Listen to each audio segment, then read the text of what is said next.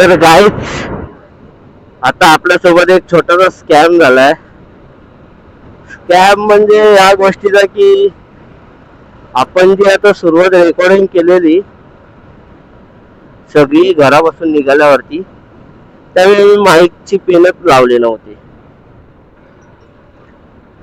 स्वतः माहिती नाही सगळ्या गोष्टी कशा रेकॉर्ड झाल्यात, काय रेकॉर्ड झाल्यात, आवाज प्रॉपर येतोय नाही येत आहे.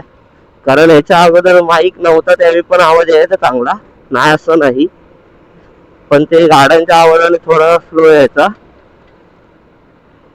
सो बघू आता आवाज कसा येतोय काय.